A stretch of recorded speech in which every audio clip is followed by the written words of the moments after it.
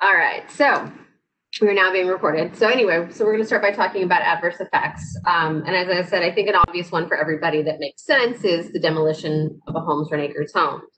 But then it gets a little more complicated depending on kind of what everybody thinks is an adverse effect. So that's kind of why we want to have this discussion with the group, because you guys obviously all live there. You've seen things that have gone up, maybe additions, maybe partial demolitions, maybe changing out a roof completely. I don't know if it's happened from, the low slope gable roof to maybe making a complete flat roof, maybe adding a second or third story. So this is just the beginning of the discussion. Obviously, we've got a long way to go before we determine what we think are the adverse effects, but I wanted to start it now. So we're kind of thinking of it as we continue to go through the process. And that will help kind of inform those choices that we're talking about as we go through what affects the character of the neighborhood. So did anybody have anything they wanted to start out with, saying something that they thought specifically, or questions about any more about the adverse effect or what it could mean?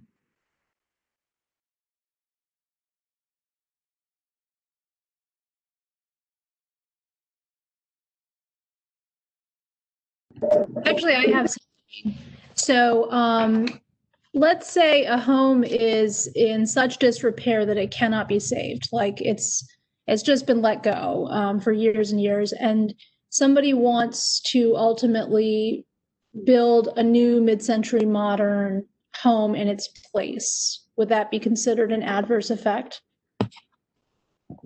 I think the demolition, a lot of times what we call that is when you kind of let a home just fall in disrepair, is demolition by neglect. So in effect, I would think that in it of itself would be an adverse effect. I think what they would construct depends. And I think that's kind of one of the questions we'll try to answer throughout this process, and what the ARB will help kind of interpret with the design guidelines. So the question is, if we want to talk about new construction, we could start there, because I think that's obviously a real concern in the neighborhood. So maybe we could start with, if something is newly constructed, and it's, even if it is kind of mid-century themed, what are some things that you think automatically, maybe height or size or part of the style, that may be adversely affecting the character of the neighborhood? Definitely size is probably to me, that would be the thing that I would be most concerned about, just because if you build a big home to the end of the lot, then it adversely affects the experience of your neighbors, of their home and their views. So. And I think you touched on another thing too there besides size, is also building up to the end of the lot. And I think that's an interesting point, because I think that obviously a lot of your homes are set far back on some of the lots, and then obviously they're turned sometimes at strange angles. So what do we think too about building to the ends of the lots, maybe one side versus all of them? I think we had this discussion before. It was more about the amount of the lot that you take up with the home. So, I could see if you're being considerate to your neighbor who's closest and building all the way up to the edge of the lot on two sides to stay far away from the guy you're closest to, right? Like, that's actually considerate, not inconsiderate, right? So it's more about, did you just max out the green with your house area because that's what the law allowed you to do?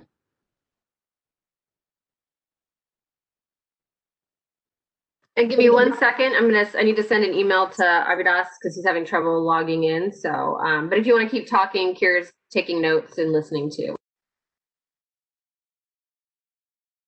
One of the things that I was wondering about is you discussed last month about what modest scale meant. And I really didn't understand some of it, because it involved possibly building out to the setbacks. And to me, that immediately defeats the whole notion of modest. So I was really wondering, I like that idea of percentage of lot.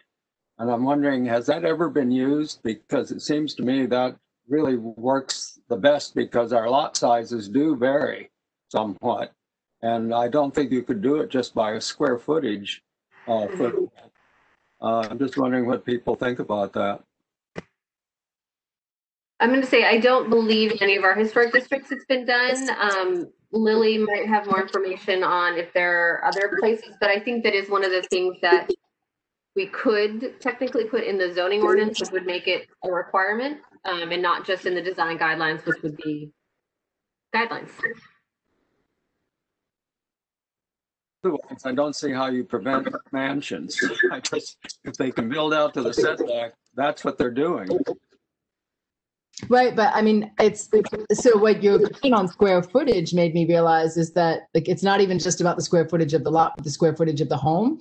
You can't really regulate that because if someone decides to build down, I have absolutely no problem with them building out like 3 basements if that's what they want to do.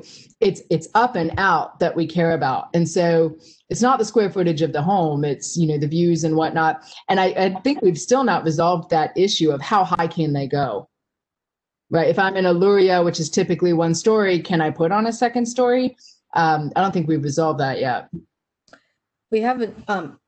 This is Lily from the Zoning Administration Division. So we haven't really resolved that. Yes. At the last meeting, there was some discussion about whether we could maybe look at parcel coverage limitation and not allow maybe new structures or additions to go to the minimum required setback, which could potentially allow like mansions, you know, if you go all the way to the maximum allowable height and minimum required setback, basically it creates that, it gives you that envelope, a box, and then typically, if the development standards in the underlying zoning district is what will be applicable and what we have done in the past in other HODs. If in this case, we are looking at minimizing the height, that is a lower height limit than what is permitted in the underlying zoning district, or if we're reducing or increasing the setbacks to reduce the footprint of the building and the parcel coverage, that would be very specific to this HOD. And in the past, we haven't done that because we don't want to be unduly restrictive just to this HOD area, whereas the rest of the R3 zoning district throughout the county will have more flexibility. So how we've looked at it is it would be something maybe the ARB will work with applicants to make sure that, you know, the overall scale and massing and siding on the lot itself is compatible with the adjacent properties as well as within the larger HOD. Is it consistent and is it compatible with what's out there and what is the character defining feature of this district? So the key is figuring out what the character defining features of this new HOD would be if it were to be designated, and then look at those key character defining features in reviewing the new construction or additions. Otherwise, it would not be flexible if we put anything in the zoning ordinance.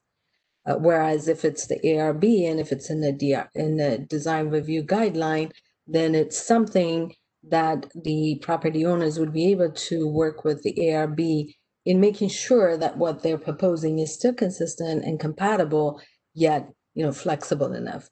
That option will not be available if we put anything in the zoning ordinance, which will be a strict guideline, basically. So we've shied away from that even in the discussion in the other proposed HOD, which is Holland Hills. Keith, you look like yeah. I can't see fooling around with setbacks because all our lots are so different that there's no way you could have uniform very large setbacks and work, but I still think percentage of the lot may be the way to go. When I referred to square footage before, it was not the square footage and the volume, but just the square footage of the footprint. But I think percentage of the lot works better than that. I like that idea. I mean, it's something that I know other jurisdictions, for example, have that. Fairfax County does not have that for residential. We do have that for commercial. There's the FAR is basically a ratio of the lot size to the structure size. But in residential, we just rely on the minimum lot, minimum setback requirements. So that's something we can definitely discuss, like I've said before, at the last meeting. But I know in the past, if we do make changes, we would have to make a compelling argument as to why we reduce or increase the minimum setbacks so that the setbacks are reduced, resulting in a smaller parcel coverage. So I know what you're saying. It's, for example, it could be only 30% of the parcel can be used to build the structure or any addition, but the setback currently kind of works that way if you do look at it and see how much of a percentage you will end up having once you take away the setbacks. It basically gives you the buildable lot area, or what they call BRL. We have two houses that have been built that go to the minimum setbacks, and believe me, they are McMansions, and that's what we don't want to have. For that area, I can see how that could be, yes. But it is something, once we identify the contributing and non-contributing structures in the district, and we look at what the character defining features are. When we are ready to draft the zoning ordinance amendment, we'll keep that in the discussion and also get feedback from our county attorney's office if that is something we can defend.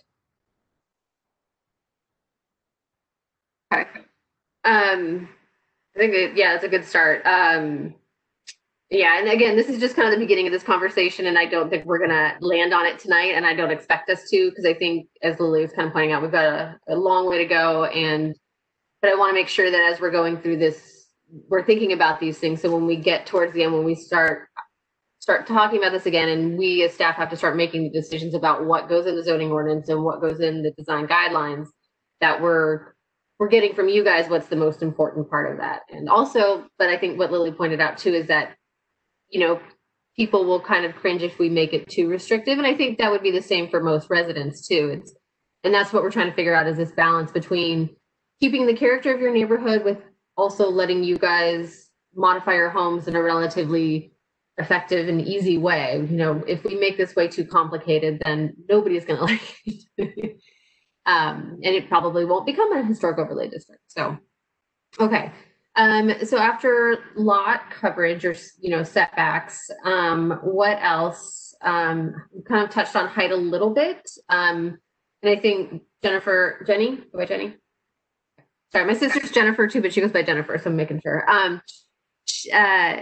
We've talked a little bit about that. And I think it's a great question. So yeah, if you're in a one-story Luria, obviously you have plenty of room to go up, but then is that an adverse effect? Or is it just depend on, if you plop a whole second story on top, is that an adverse effect? Or if you put in addition, a two-story addition on the back, but it's set back with a roof that kind of fits the character of the neighborhood, the windows kind of function and look the same as the existing house. Can you guys think of examples in the neighborhood of maybe one stories that have gone to two stories or have had additions that either have worked or you do think have altered the character of the home? And why, I guess, is the best question.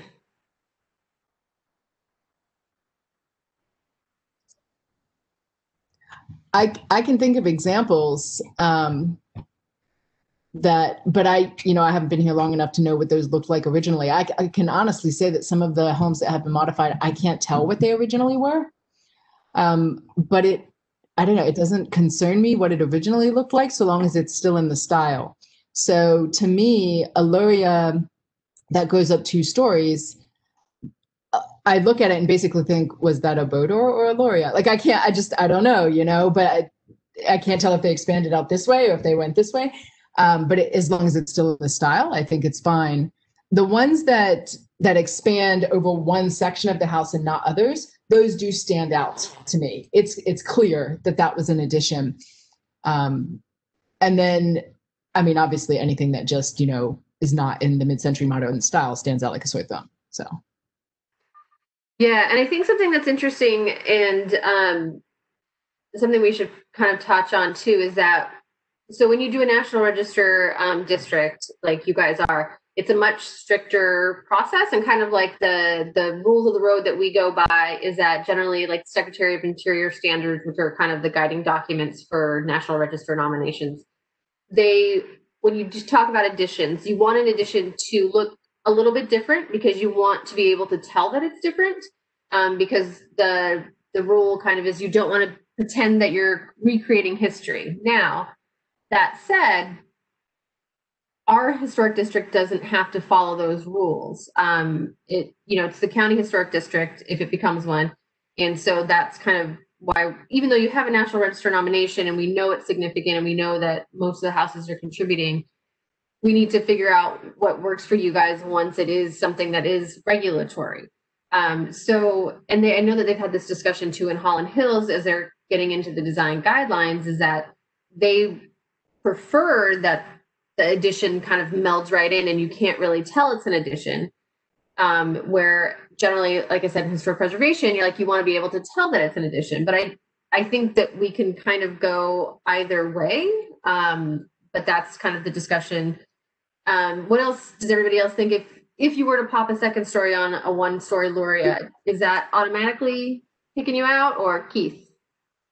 I cannot see penalizing somebody from changing a 1-story Luria to a 2-story Luria, or even a Bodor, as long as it's done attractively. I just can't see preventing that. I have another question, though, because you mentioned this idea of building a 2-story separate addition behind a 1-story house.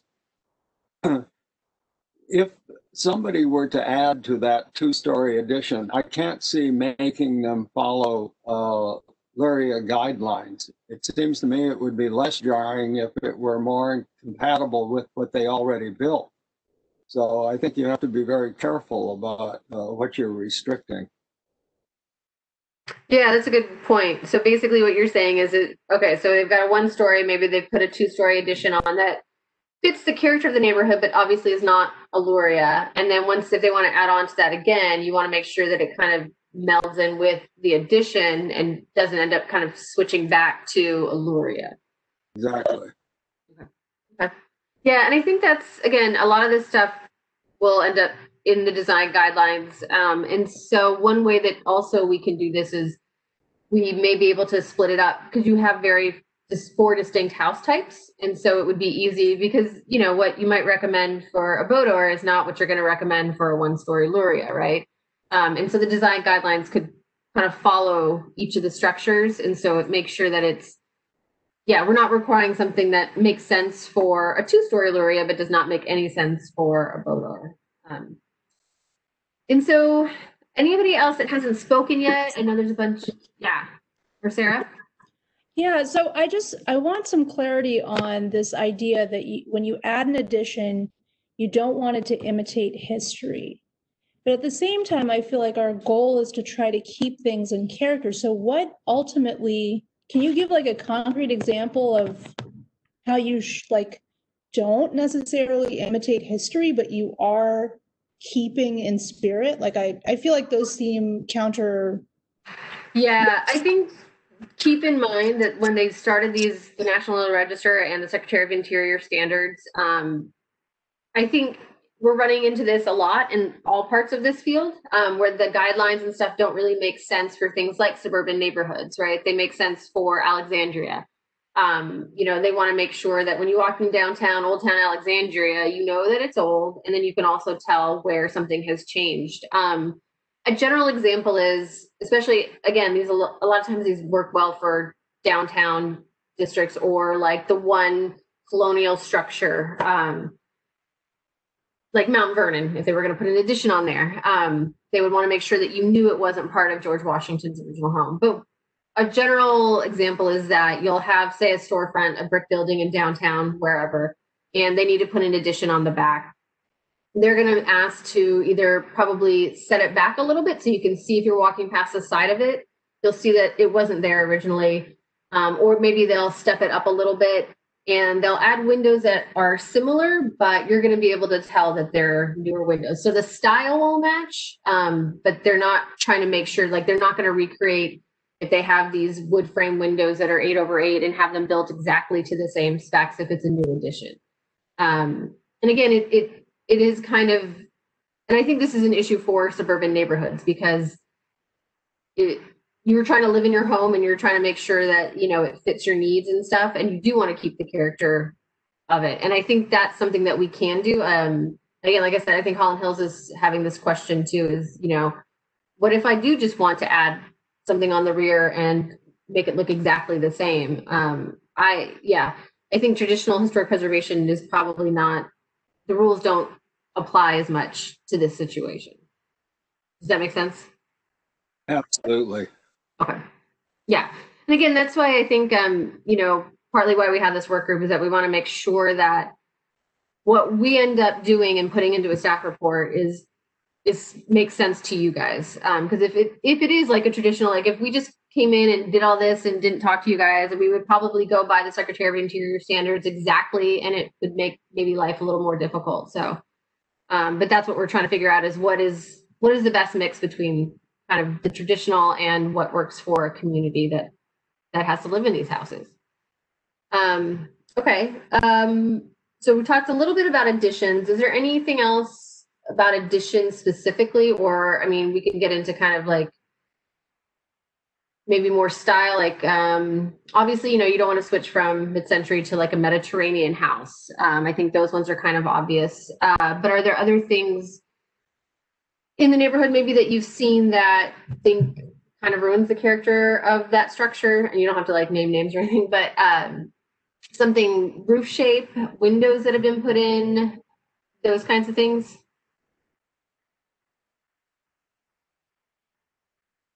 I have a pet peeve, but I don't think you can regulate it. Okay.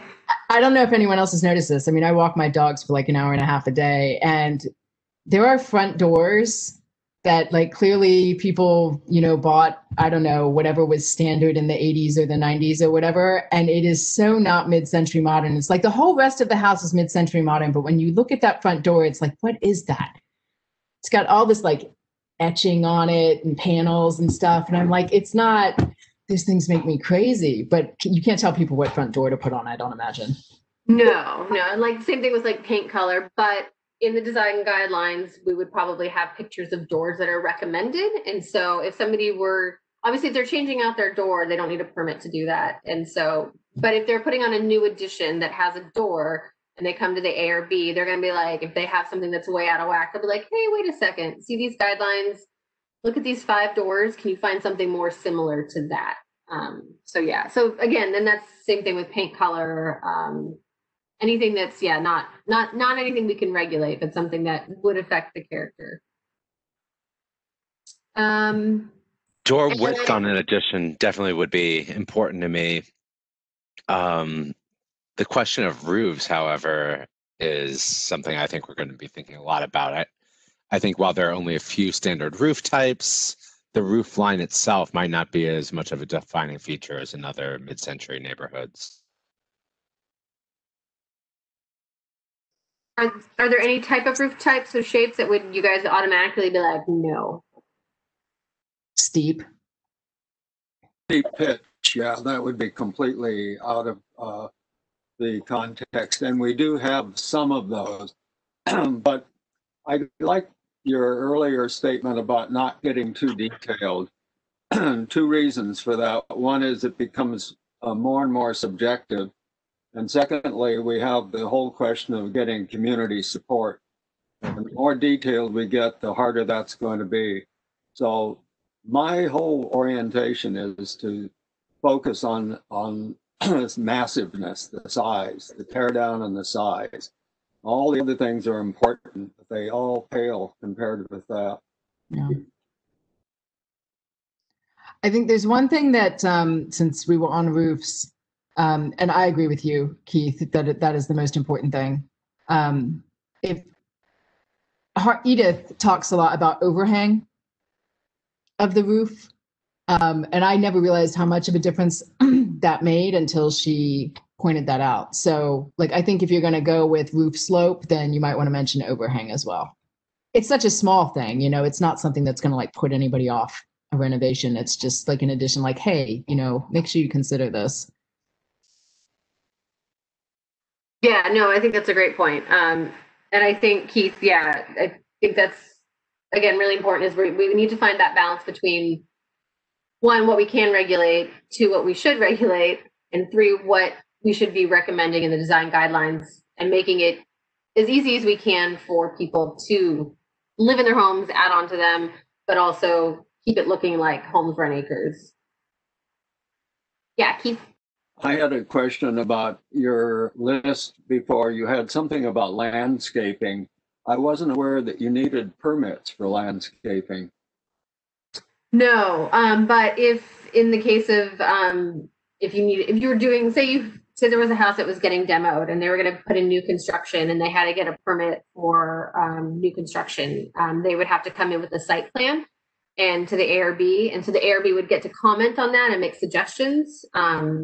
They wouldn't be able to regulate the landscaping or anything like that, but they would probably kind of suggest, again, there will be guidelines about landscaping in there too, even though we can't regulate them, but just so, yeah, so if there's new construction, be like, hey, instead of, you know, putting in xeriscaping or something like that, you know, this would more fit into your neighborhood. It is jarring to see, like, when somebody just cuts down the bigger trees and just puts a very American suburbia just lawn out there, that does stick out to me. Like, it stands out as unusual in the neighborhood. I don't know if there's any way to regulate that other than just making suggestions, but I feel like that's a big part of the character of the neighborhood. Yeah, I think so. I think that's definitely, I mean, it's definitely mentioned in the National Register nomination, and I think it's very easy to see anytime you drive around the neighborhood. But yeah, Lily, there's no way to regulate tree. Yeah. No, not currently, and it would be very specific. If we put it in again in the zoning ordinance, we would have to say only these 3 types of plant material would be permitted, and it's not flexible enough to allow the different options and you know, something that may work for the community in the future would have to be addressed with another zoning ordinance amendment if we were to limit it to 3, and then we want to add 2 more plant materials. So for anything to be applicable, it would have to be something included in the design guidelines as different options. And the design guideline would be much easier to amend or add to, or even, you know, you don't have to strictly follow everything in the design guideline. It's a suggestion where you work it out with the ARB to find what is the best fit for you as the owner, property owner, and what would still make the changes you're proposing, you know, compatible with the district. That option is not available if it were to be added in the zoning ordinance. And currently, actually, there's no landscaping review requirement in our zoning ordinance. The only thing in the zoning ordinance that relates to landscaping is what is required as screening requirement between commercial and residential properties, for example, and additional screening materials for you know, equipment that need to be screened either by a fence or some type of a hedge. But we don't go into detail as to what type of material, landscape material would be used.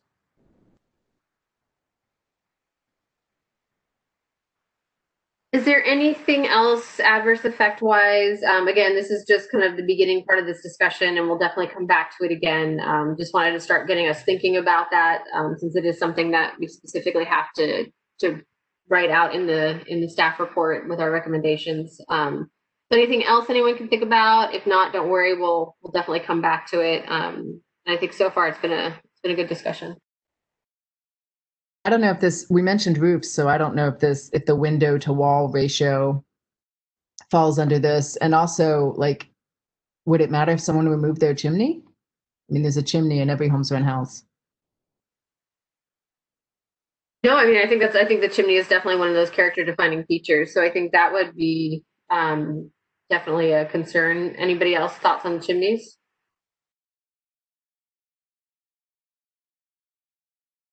I mean, there's a difference between removing the chimney and adding on to the home in a way that would obscure the chimney. Depending on your lot and how your house is oriented, if that part of your yard is the most spacious part that could accommodate an addition, you might be pretty limited for options if you wanted to add to your house. So, I mean, I really like seeing the chimneys, but not every house has their house facing the street in an orientation where you would see it from the street. So I think I don't think that's as much of a deal breaker to me, but yeah. I think guidelines could be written in a way that's consistent with that, where if there are other places where you could easily add, consider those first, but we could look for unusual lots where maybe obscuring the chimney might, while otherwise less than desirable, might protect a neighbor's view shed, for example. And Kay, who's on here from the Architectural Review Board, mentioned that sometimes people like to remove their chimneys to gain interior space. Do you guys know, does that something that you've seen happen before in Homes for Acres? What's happened in several cases is the original house has been completely swallowed by the addition. And then in those cases, they have reoriented and changed where the location of the fireplace is. I strongly suspect that we should not think about trying to regulate or even guide chimneys. To me, that's just getting down in the weeds a little bit too much. What if somebody doesn't want to have a fireplace because wood smoke bothers them or something like that, and they decide to take their fireplace out and have no chimney? Are we going to tell them they can't do that? Probably not, no. But yeah, that's a good point too. And maybe that will come down to how we make recommendations about additions on chimney ends or the removal of a chimney. So I do feel like I've seen a few homes where you can still see the brick on the front, but the top part of the chimney is gone. And that might be one way to do it, is that you're still seeing that big brick on the front elevation, and you can still tell that that's where it was anchored, but it's not there or it's not working anymore. Okay. Any other thoughts before we move on?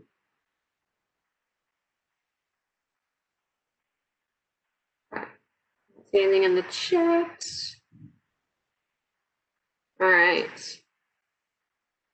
All right, so we're just going to move on to continuing to look at contributing and non-contributing structures. And Sarah had a question for me earlier this week because she wanted to further understand why some of the structures that we know are probably that were non-contributing in the National Register we're talking about. It's unlikely for any of them for us to go back and say they are contributing, because generally, like I said, they've done a really good job and they've analyzed it fairly well. But again, I think we've talked about this a little before. It's more to kind of get a discussion going about, and it'll kind of goes in with this adverse effect thing. And I think also we talked about it a little bit last week, is it helps give us some ideas about what works and what doesn't work, especially for the design guidelines. And so that's why some of those are chosen. And also, I just want to remind everybody too, if there's houses that we haven't talked about when we get through all this, or there's structures that you've seen in the neighborhood, and you're like, why haven't we talked about that? And you want to make sure that we do, just email me and we can always add them to the agenda. So, okay. Kira, will you pull up the spreadsheet so you have that to take notes? Okay. And we are going to start, we're going to finish up Holmes Drive that we started on last week.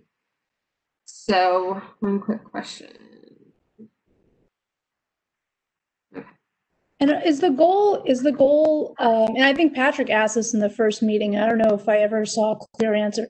Is the goal mid-century modern or specifically original Holmes Run Acre model houses? I would say we're kind of in the midst of defining that as specifically. I think for me, you know, would you guys, I think it would be strange. So like Holland Hills, for example, that's a mid-century neighborhood. If somebody built a brand new house that looked like Holland Hills, would that fit into the character of Holmes Run Acres? Even though it is mid-century? You're hinting at very different massing, for example. Yeah, and there are some similarities with window shape and location, but I feel like they're very different homes. And so I think that, again, the design guidelines aren't going to be so specific that it's going to be, you can only build what looks like a Luria. It's going to probably lean more towards a mid-century vibe, but it will be recommending things that look more like a Holmes Run Acres home versus another mid-century home. Yeah, I think what David said is a very good point. I mean, Holland Hills has, on average, larger lots than us. I mean, I think they have like a third to half an acre per house. And so what you can build on that and maintain privacy and greenery is just, you can't compare that to what we have. So, I mean, if they were appropriate to the size of the lots that we have, it personally would not offend me to see a home that is stylistically like Holland Hills. What I don't want to see are, you know, colonials or, you know, Victorians, or just like very traditional looking, like the kind of houses you can see anywhere else in Northern Virginia, you know? Yeah, and I think obviously that would be the first thing that would, you know, be not recommended in the guidelines. And then again, I think what it's gonna tip down to is it's gonna look more mid-century, but then tilting into Holmes Run Acres. Yeah, Elise. One thing that's very different in Holmes Run, it's something you all just touched on. Holmes Run Acres does not have the overhangs your houses have. In fact, there was a Holmes Run Acre meeting on Monday, so I'm very fresh on it. So they were criticizing Holland Hills, right? Holland Hills a meeting on Monday. Those houses don't have overhangs, and they were commenting on an addition that had a large overhang and how inappropriate it was for their neighborhood. So some of the Holland Hills architecture, lack of overhangs, definitely not work as well in yours. Yeah, so I think I don't think we're going to say specifically that it's all mid-century modern or only Holmes Run Acres style. I think it's going to kind of go in between the two to give some flexibility. And again, I think once we get into drafting the design guidelines, you guys will be able to see kind of what those options would be and what should be recommended and comment on that, and, you know, see that it won't be super strict, that it will restrict you only to this specific, you know, angle of the roof that you guys have on Alburia.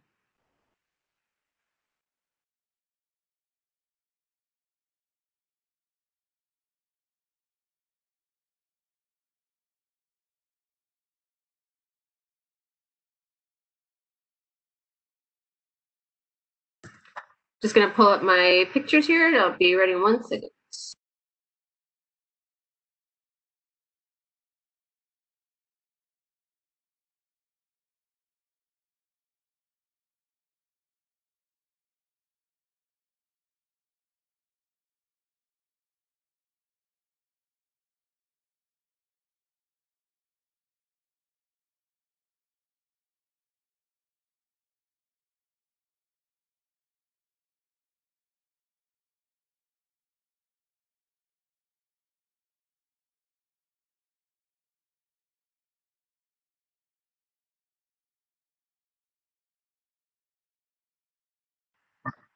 Okay, so this is 7902 Holmes Drive. Let's see. And you can see the addition on the front. And Kira, looks like there's a front addition. Is there anything else in the description that we wanted to point out?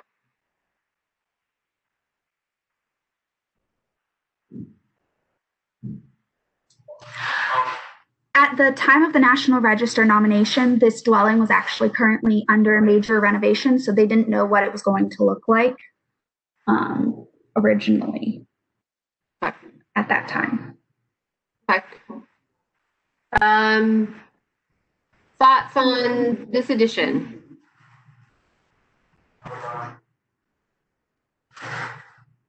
Yeah, to me, that is still contributing. I think that is in the style. I like it. It's got the windows, it's got the roof line, it's got the natural materials in front. The only thing I have a problem with is the yellow Volkswagen. It's got the overhang. Yeah, I mean, the materials are certainly very much in keeping with Holmes Run style. It looks very naturally integrated. Maybe not the barn door, but. So this is one of those where I totally agree that it's mid-century modern, but I don't know that I recognize it as I couldn't tell you what the original model was, or I can't say that I recognize this specifically as a Holmes Run Acres house, but it definitely looks mid-century modern. It was originally a one-story Loria. Okay. And the addition was put on in 2004.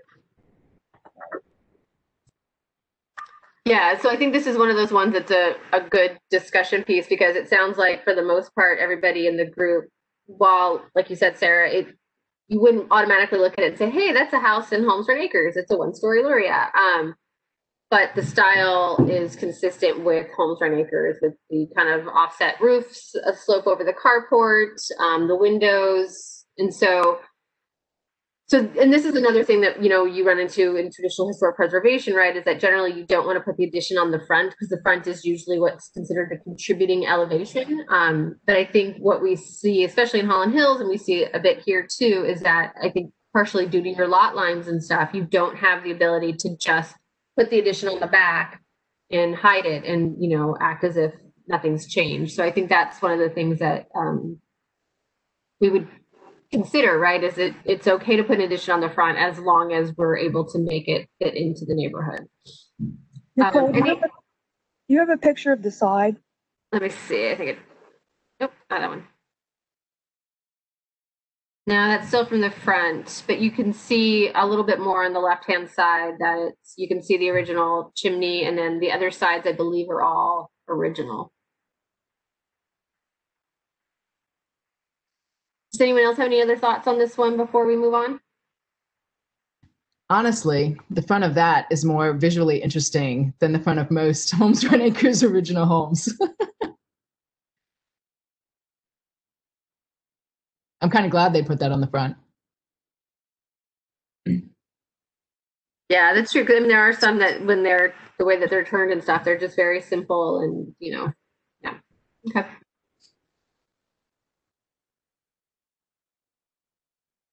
I almost feel like having some variability and some creativity and having that room for variation is part of what makes Holmes Run Acres noteworthy and unique, is that we have so many different homes. The homes have so much character.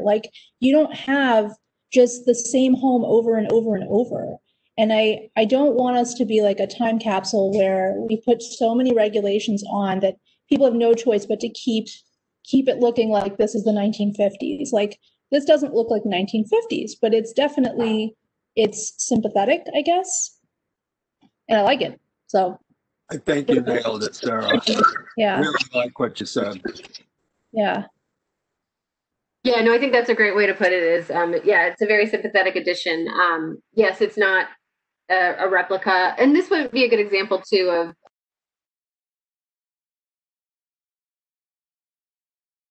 Nicole, You're muted, Nicole. Can't understand me just flinging my hands about.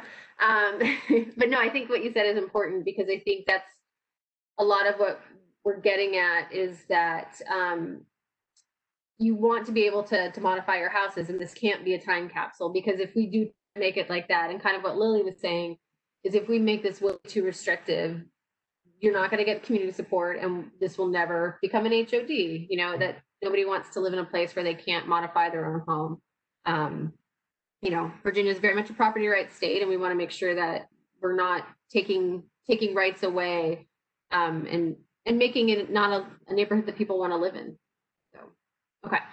So now we're going to move on to 7904.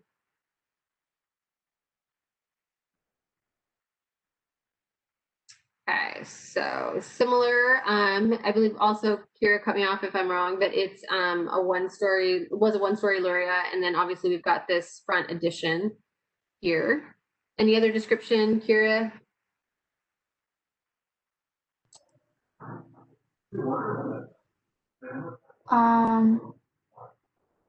There is also an addition on the side, I believe.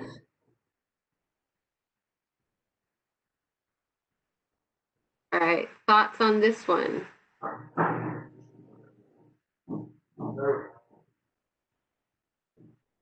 The portico is obviously not in keeping with the neighborhood. Also overuse of brick. The garage, even if it had a different style of door, I'm not sure how others feel about it. I don't think we should mandate a carport necessarily, but we should perhaps encourage it. How would others feel about the garage if it had a different type of door? What do you mean by different type of door? Like, I can't see. Oh, if you go into Google Street View, it's definitely very much like the 80s style of door that people were talking about earlier. I'm not bothered by having a garage itself. I think for me, like the facade of this house does feel a little busy. I think that's kind of what's making it stand out to me, is it feels a little busy. To me, I agree with you, David. The first thing that stands out is the portico, which is just totally not in keeping with Holmes Run. Although I have seen people kind of set back their front doors like in a little cave, and I feel like that works. It's just the portico looks, I don't know, like you're getting into Greece with this thing.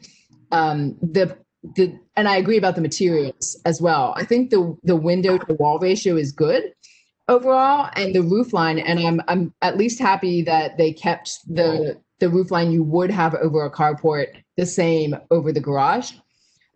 So yeah, I mean, the garage door, I think we should put in some guidelines, because we've seen some good garage doors in previous homes.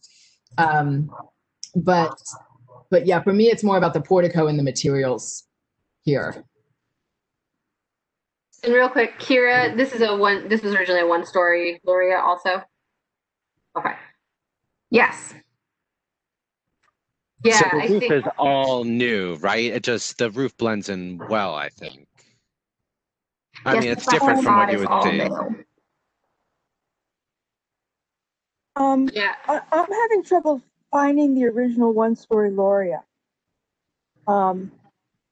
Yeah, let me pull up the permit and we can look at kind of what it looked like. I think it's a good addition, but I'm not sure that it hasn't subsumed the house, which makes it not contributing.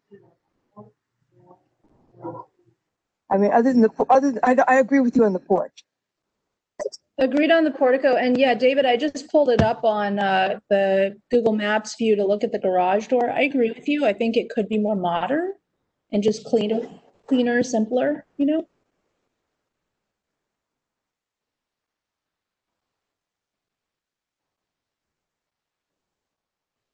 Okay, so this is the original permit. So you can see that there was a carport here, and then the chimney was right here in front. Let me see if I can actually flip back to yeah. So I think we might be able to look at an aerial. Let's see that. Let me go back to the permit and see what the addition shows. So it looks like here, still not the front addition. They've got the carport still. It looks like they may have added like a little, or no, I guess it's still the chimney. And a couple patios, and then there. So it looks like, yeah, the one-story addition basically kind of covers the whole front of the original structure. So that would be the question, kind of what Elise is saying, is if something like this one, where the whole front is subsumed, is that something that do you think would make it non-contributing? Or does it depend on how they do it? Because we talked about that a little bit before with covering the chimney, depending on where they can add on. I don't object to that in principle, because we just saw a case of one that covered the entire front. But, you know, they had the mixed materials and they had the roof line and the overhang. And so I think about with this one, it's more, well, just what I said before. It's more the materials, and they should have kept that sort of 2-layer thing going. I think they did a fine job on the windows. The portico is really out of style. So it feels like this is kind of one where if it had been maybe just one part of the addition, like maybe, you know, if they only had the portico and then everything else, there was less brick and the roof shape matched an original. So it was kind of like this one added on too much of too many different things that kind of erases any version. Okay. Anyone else thoughts on this one? I think seeing the lot, it looks like there's probably would have been a lot of room for something set back and on the left side of the house. So although the previous house that we just saw might not have had that option quite so much, it looks like this one does. It'd be interesting to see the other lot. I'm wondering, we can pick apart something like this, you know, endlessly. But what I'm wondering is, how would the ARB handle something like this? If, you know, the portico obviously doesn't fit mid-century modern, clearly, and we can say the materials and such, but the overall feel for me, with the exception of the portico, is it's a pretty attractive house facing the street. So what do we do with this? Are they told no, they can't build it? Are they told this is not in a keeping, but here are some ideas, and if they say, I like what I originally planned, I want to stick to it, can they do that? I mean, how does it work? I can answer that, but if anybody from the ARB wants to answer it, since you guys actually do that.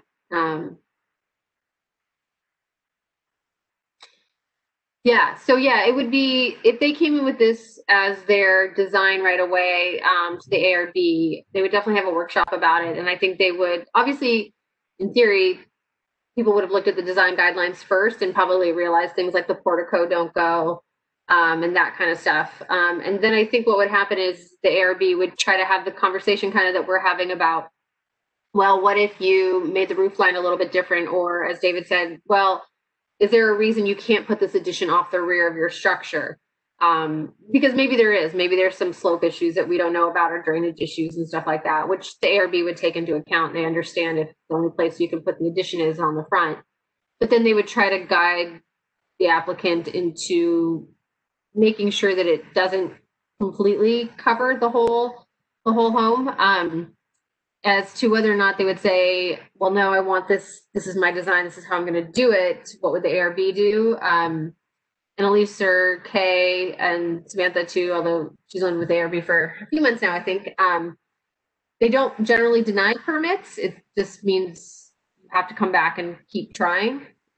Elise, did you want to? I would say that the ARB would not like this because it's covering the front of the house and the facade that faces the street. However, basically, as Nicole said, it would be a negotiation. You have to do it on the front. This is not a bad addition. I mean, that was all I was trying to say, is I don't think it contributes to your historic district anymore. But I think it's a nice addition, and the ARB, after the dialogue, might wind up approving it with a change to the portico and a more suitable garage door, and I'm not sure if the brick trim over the garage door is appropriate either. You know, it might fly with some tweaks, but it's definitely wouldn't be the preference.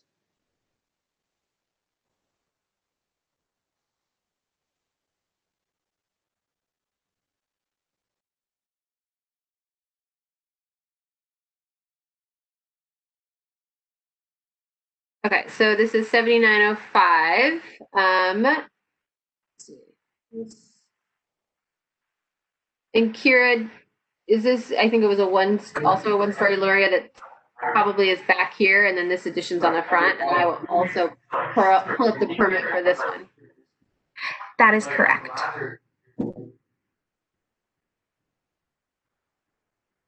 And the addition was put on after the National Register nomination. Sorry, my computer's frozen at the moment, so. Anybody say where the front door is on this one? Is it around through the carport, or is that it over on the left corner?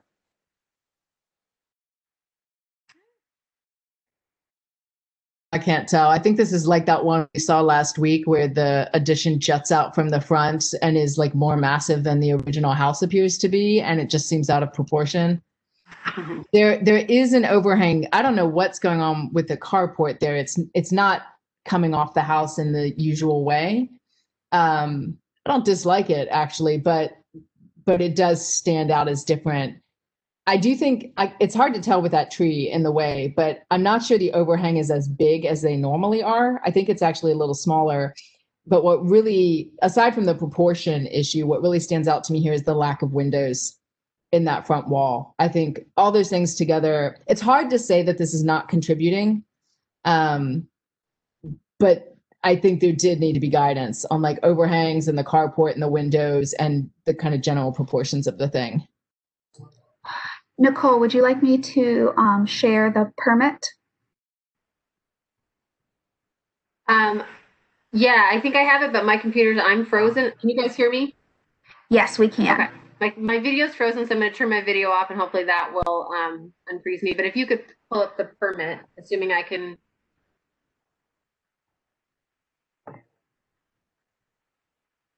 Can you guys still hear me?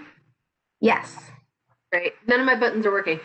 So yeah, if you can try to pull it up, Kira, that'd be great. Yes, I have it pulled up. I'm just trying to become the presenter. Yeah. I'm assuming because my computer is frozen, it's probably not going to let you. Let me see. I might have too many things open.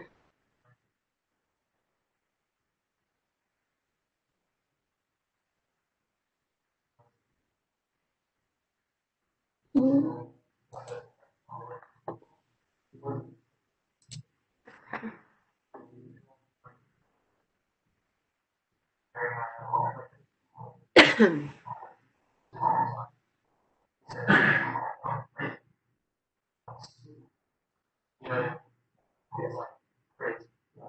you guys still hear me? Yes. Okay. I'm freezing up more and more, so I'm going to close down my Cisco, Kira, and so you will end up being host, and then I will log back in. So I will be right back. Sounds good. All right. Thanks, guys. Sorry about that.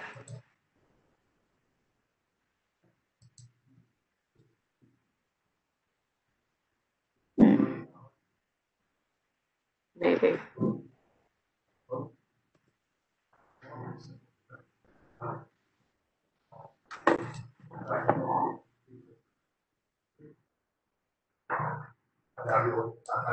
There we go. Okay.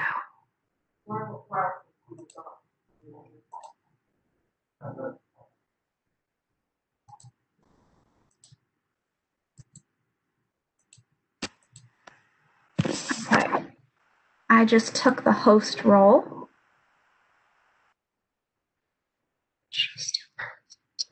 This might be a silly question, I'm not sure, but is there a greater purpose to designating all of these homes as contributing at this point?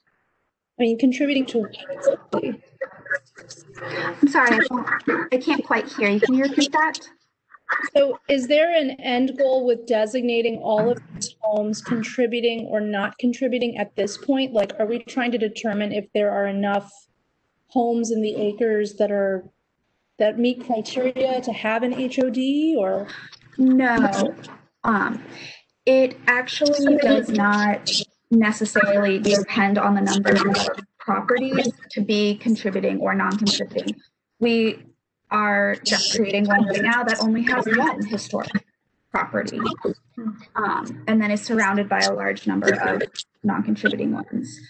This is just for our own, get the community's input, as well as trying to make our final decisions on if the buildings are going to be contributing or not contributing. And if a building is contributing, it will have, both will have to follow the guidelines, but there is a little bit more of a leeway when they are not contributing, because the historic character is already disturbed. Does that answer the question? Yes, it creates another question though. So like for the ones that are considered not contributing, you said they would still have to follow the guidelines to some extent, but there would be more leeway. And how do you necessarily quantify? How do you do it? Are there going to be like two sets of guidelines? Like one is for everybody no matter what, and then one is specifically for homes that are contributing? No. Carol, let me jump in. Yes. This is one of those times when you're going to have to rely on the professional judgment of the architects and other professionals on the Architecture Review Board, as John explained it.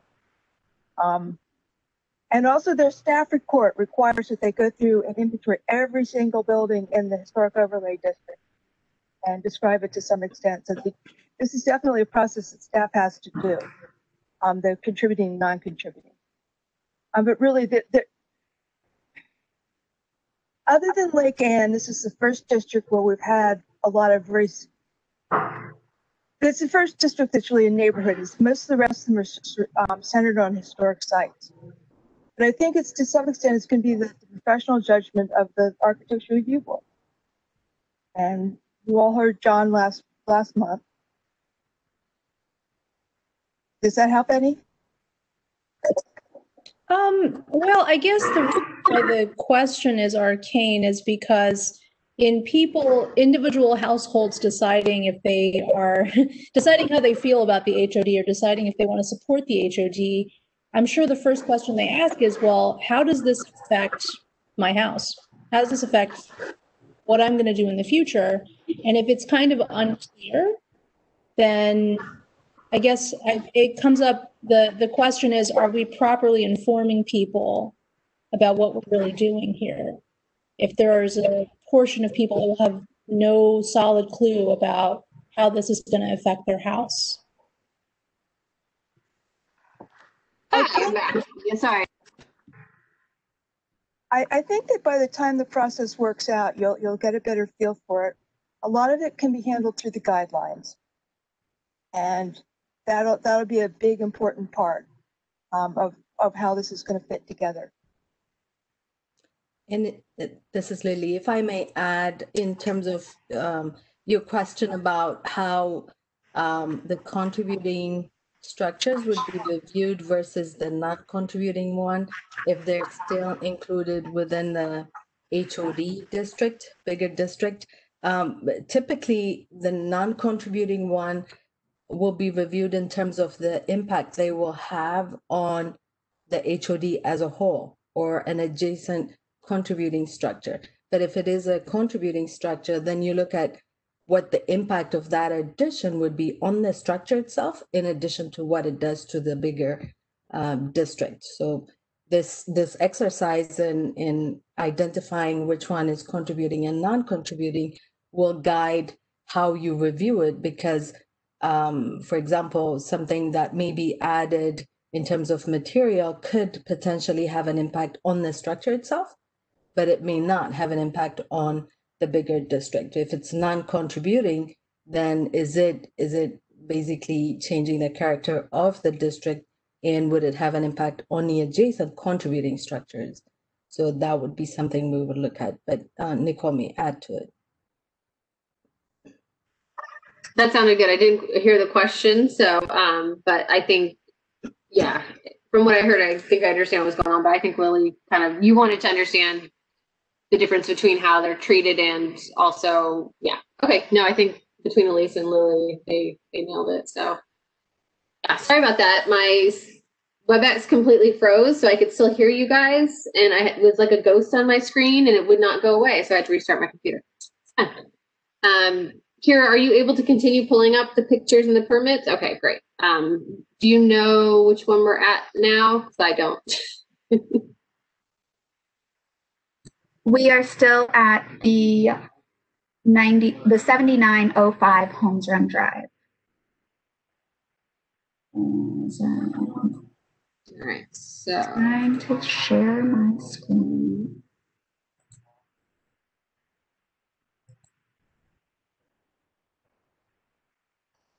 Okay. Is that good for everyone?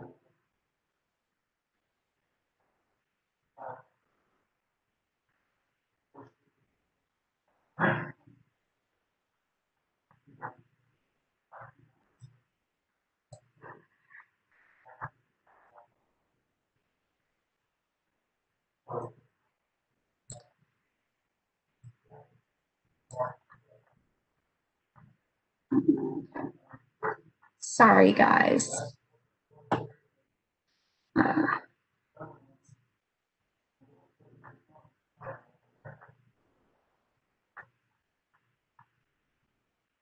Okay, so here is where the enclosed carport is, and then the new carport right next to it.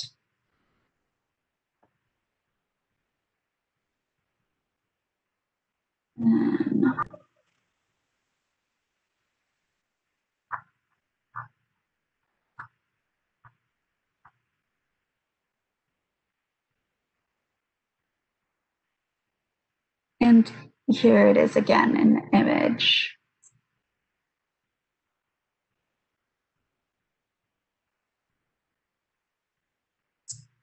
Keith, are you wondering why this this left-hand yellow piece couldn't go on the back? Because I am.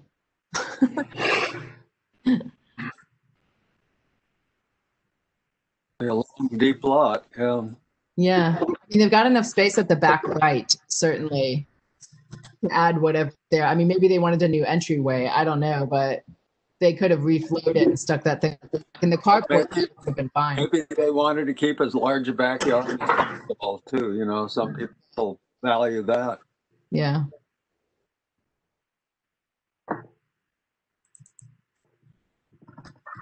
So the It looks like question, the driveway is dictating where a lot of these renovations go, but there was a carport already there. That is correct. One So of they the could have just put the thing on the carport back. is enclosed, and then they create another carport next to it. And I can pull up the photo so we can look at that again. and that leads to a good question, because we've talked about this a bit too, is that a very simple change that has happened over and over again in Home Front Acres is the enclosure of the carports for more space. So in this sense, that's what they did originally, and that's what that looks like that addition is, and then they added another carport on the side. So it's not much different than in theory, because they just enclosed their carport. However, it looks very different than the other ones where the carport is on the side. So what are your thoughts on that? I wonder if the original carport was out in front. I'm not sure I can remember seeing carports that are stuck out in front of the house in the originals. Is anybody else? Because almost most of them are on the side. Yeah, it would have been to the right of the house. Yeah, Yeah. So they, I think that's. I think there have been other changes to this house before they did the carport. And Yeah. maybe the third carport. Here it is. So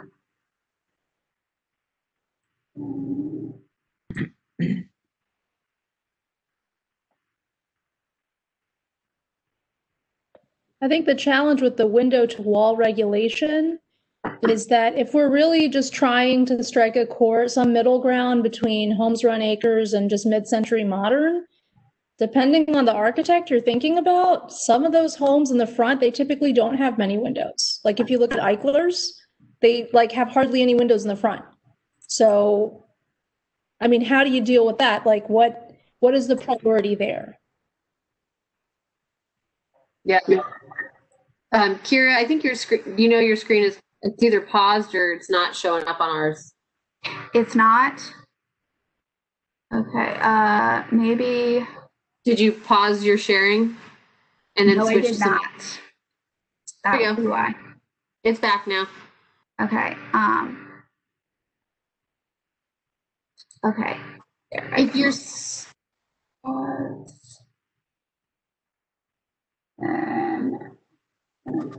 if I you think switch to it, Well, Kira gets to where she's going. I think that this house, you can still see the bones of the original Loria. And while I don't like the addition at all, I'm not sure if it renders it completely non-contributing. It makes it no longer contributing. What did the National Register, oh, that's right, was added on to after the nomination? That is correct, Okay. I believe. Let me double check. yeah, I mean, that permit there looks like it was approved in 09. Yes. Yeah. Yeah, I think it's one of those ones where this would be, if they came to the ARB, they would probably start with, hey, can we put this in the back? Versus right in the front, like you said, Keith and David. And so I think that would be the conversation. And then hopefully they could do that. If not, then like Elise said, for the other one, there'd be a conversation about how to make it a little bit more fit into a Holmes Run Acres home. Can you see the image now? No, I think what's happening here is if you started sharing in the PDF and then try to switch the photo, it blocks it out. So you either have to share your whole screen or you have to go to share again and then switch to sharing the photo. And then Sarah, I think you had a question before and I don't think we quite got to it. What was it? Do you remember? I was just commenting on, one of the things that we're talking about with this house is the window to wall ratio that's visible from the street. And I don't, that's why the end goal of like, are we trying to preserve as much as possible the mid-century modern look in general, or the Holmes Run Acres look, is that, depending on the mid-century modern architect, like they don't necessarily have tons of windows visible from the street. Like I was using Eichler as an example. A lot of Eichlers don't have hardly any windows in the front that are visible from the street. So how do you reconcile that in terms of the regular? Yeah, so I think it would end up in the design guidelines that it would aim towards, for a house like this that was a one-story Luria, and you could see that that's what it still was, and it hadn't had other additions, that you would recommend trying to, when you put an addition on, making sure that it fits that style. I think if it was new construction or non-contributing, like Lily was saying, there's going to be a little bit more leeway about what you're able to do, as long as it's within the general character, and as long as it's not going to have a negative impact on the district or the structures around it. So since this one was still very much intact as a two-story Luria, they'd probably try to make the addition more in keeping with that style. This one, I think we probably want to move on from this one, but when I think about the windows here, it made me realize that this addition made the house look like it changes, like the addition changed the way it's oriented on the lot. Which I would imagine not all front additions are going to do that. The first one that didn't do that. So I think there's something, there may be some kind of, I'm not very architecturally inclined, but there may be something about the orientation of it and where the windows are. I mean, it's like we're looking at the side of the house really, instead of the front. There's something going on there with the windows. Yeah, no, I understand that. Yeah, I think that's kind of the sense that everybody's getting. It's like the addition's not quite all wrong, kind of like what Elise was saying. It's Right. probably not going to knock to non-contributing, but I think there's a lot of things that if there was an HOD and there were recommendations and guidelines and a conversation with the ARB, that the addition would end up looking a bit different than this, which would probably be a little bit better for the character. I would just like to kindly request that we refrain from using phrases like all wrong or bad. Yes, that's true. Sorry.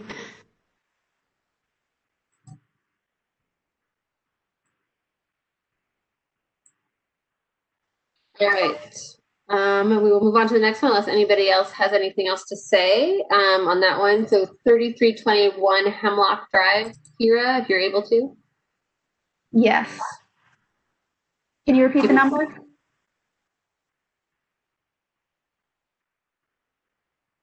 I think she said 3321 Hemlock.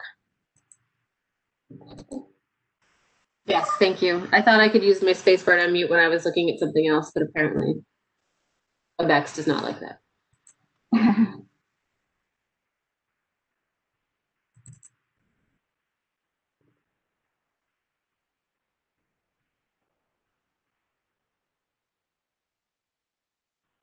Can you guys see the new image?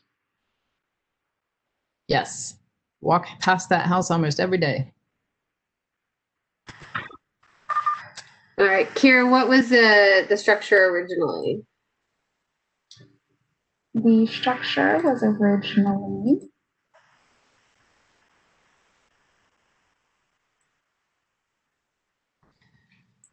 a one-story Loria. And you can sort of see the remnants of that on this side photo. I see it right there in the itsy bitty rear. You can sort of see the original. So it's back behind this second edition, so that's right where your mouse is. Okay. Yes, that appears to be the original structure. Thoughts on this one? Here's more of a close-up.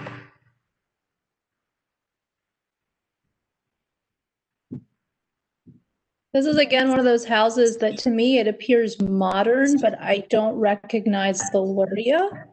So like it doesn't really personally bother me much. I mean, I think it's still modern, and that's kind of the most important thing in my opinion. But if you want to say that the benchmark is it easily recognizable as a one-story Loria? Maybe I don't have a trained eye, but it's not easily recognizable to me as a one-story Loria. I think probably the better rule of thumb is it if you left Holmes Run Acres and someone showed you this house, would you recognize it as a home characteristic of Holmes Run? And this one's one of those ones that we talked about last month or the month before. We said, like, that is really a lovely renovation, frankly. But they kept the roof line, bless them. But they really downplayed the mixed materials. Like it's still there, but it's like all the way at the bottom, right? And there's still windows on the front, but I don't know. I guess maybe it's the materials, the prominence of the garage. It's like they took the house and tried to make it more typical American suburbia, but kept a little bit of the Holmes Run flavor in the roof line and whatnot. So that one is hard for me to say whether that's contributing or not. I could see an argument either way, honestly. I think it's a very attractive home.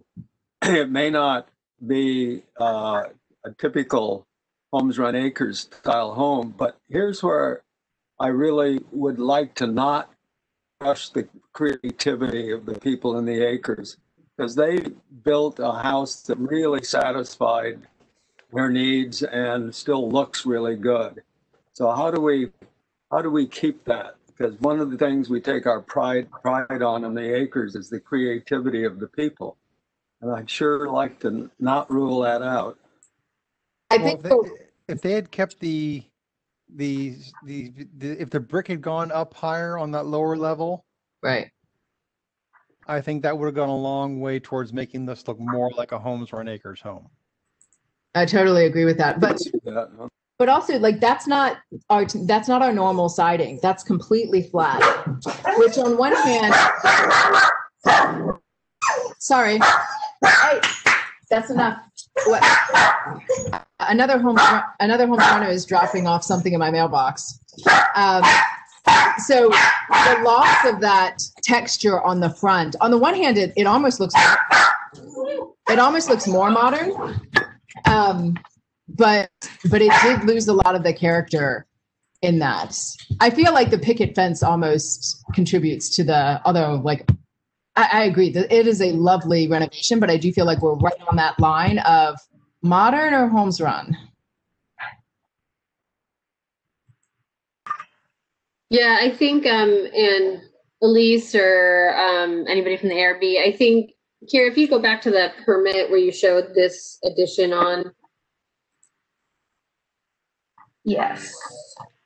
I think for me, I think it's hard. Yeah, I definitely think there's a modern aesthetic to it for sure. But I think you're losing, or you've lost most of what looks like a Holmes Run Acres home. Yeah, I think that's true. And so I think, well, it's still kind of, it's back there.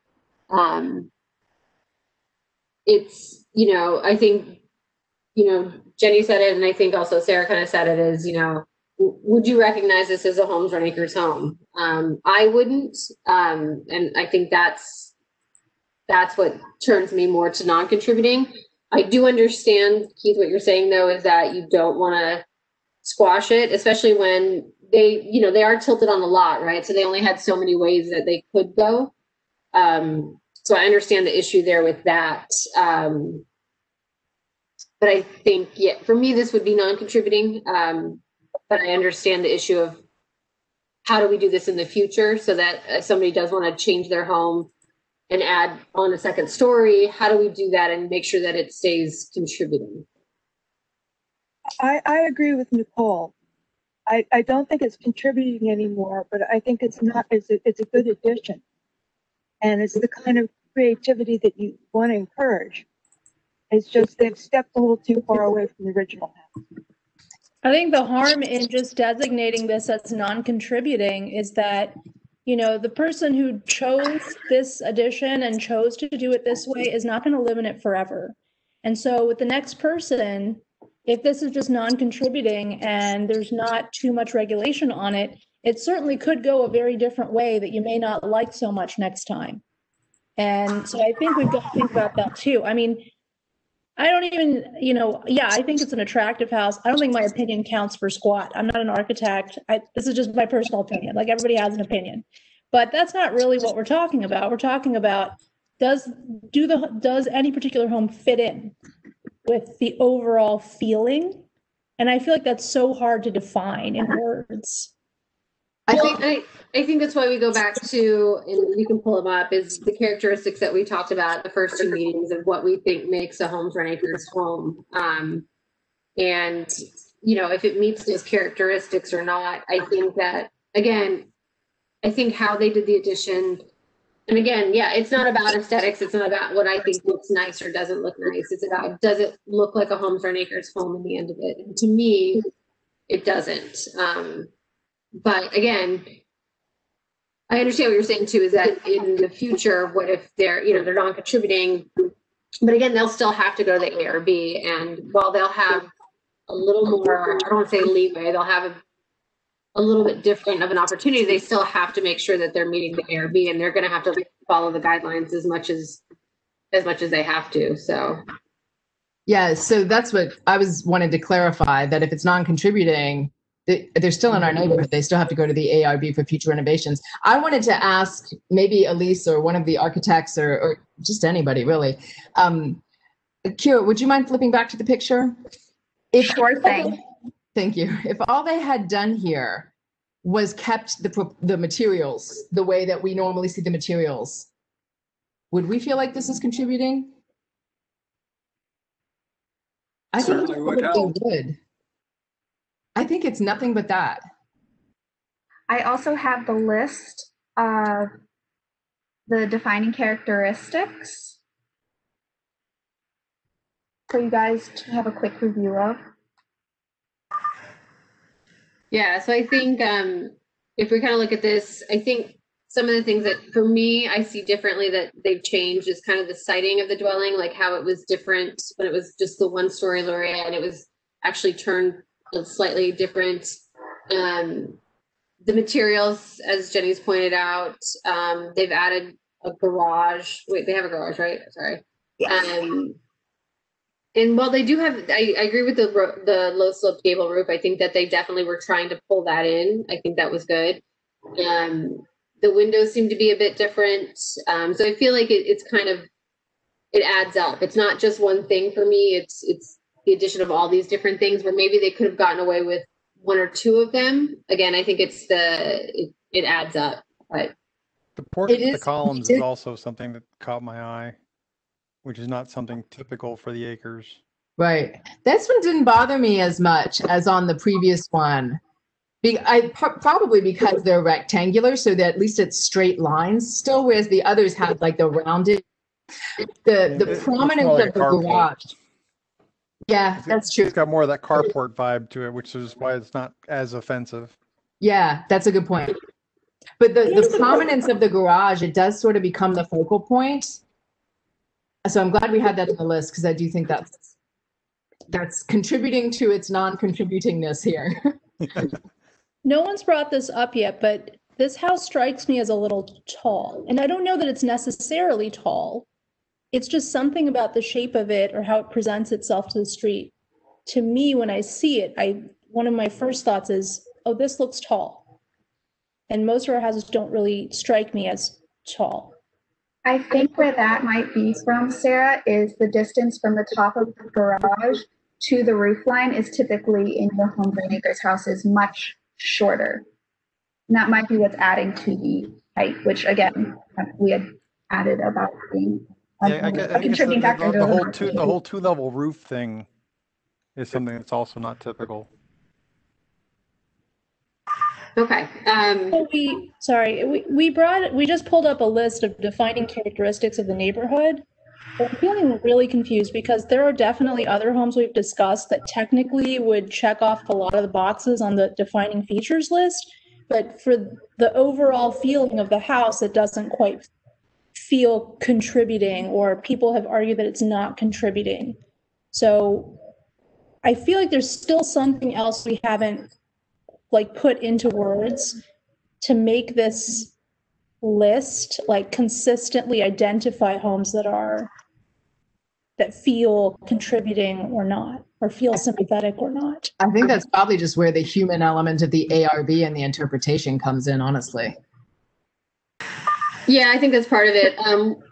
I think that's kind of what we're trying to nail down for these ones that we're having the discussion about is because we understand that it could go either way.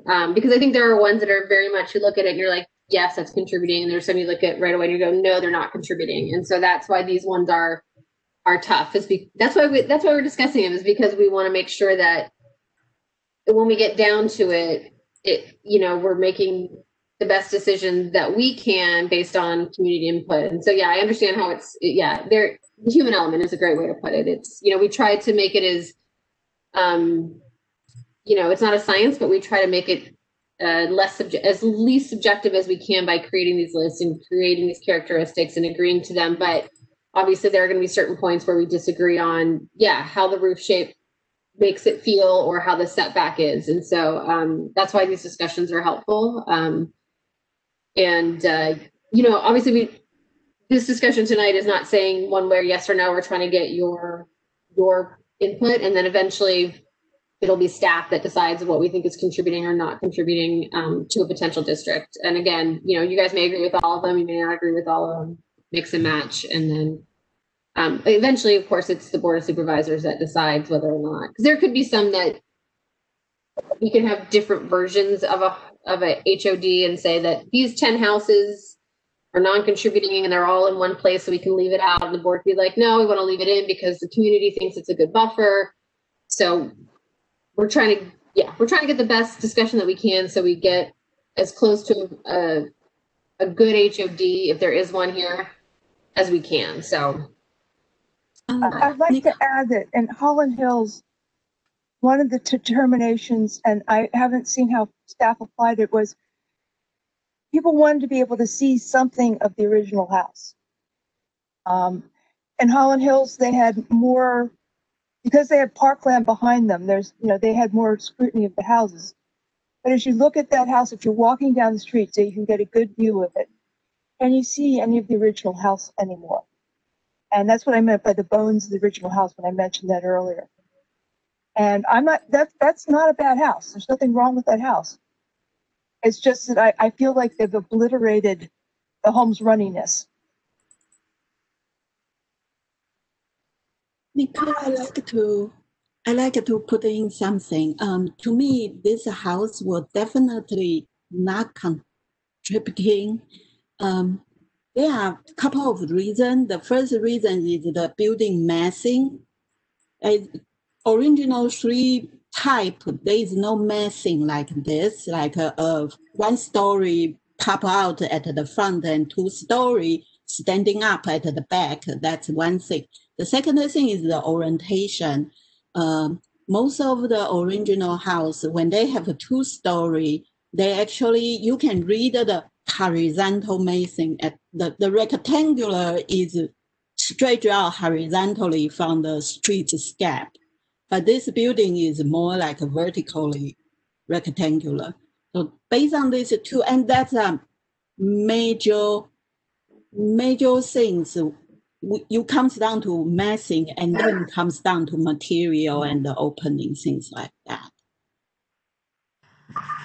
Yeah, I think that was good too, because I think you touched on a couple of things that maybe we haven't been able to put specifically into words about. Like, we can feel it's not right, but we can't. And I think that was the horizontality of it, and then also just kind of how the roofs are popping out in a different way that is unusual for Holmes Run Acres. So. Do we need to add massing? I would have no idea how to do this. Need to add that to this list?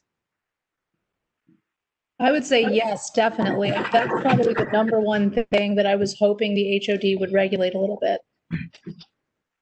Like more so than eaves or little details here and there. I think the biggest impact on your neighbors and the community at large is massing.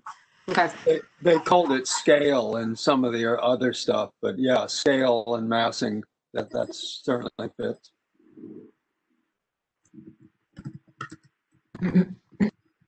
Yeah, the observation about the height of the distance from the garage to the roof line was interesting. Little things like that and larger windows might mitigate. I mean, some people not only want, but may need a very large house if they have a large family. And we don't want to drive those people out of the neighborhood, but if there's any way at all that we can make things a little more compatible. I feel like there are so many large houses in Northern Virginia. Like, Northern Virginia is full of huge houses. Like, if you want a bigger house, there's so many options. But if you want one of these little houses tucked into the woods, they're almost impossible to find. And I think that's what makes this neighborhood like unique and worthy of preservation, is that it's so uncommon for this area. It's not like, in California, there's mid-century modern houses all over the place. Here, we hardly have any.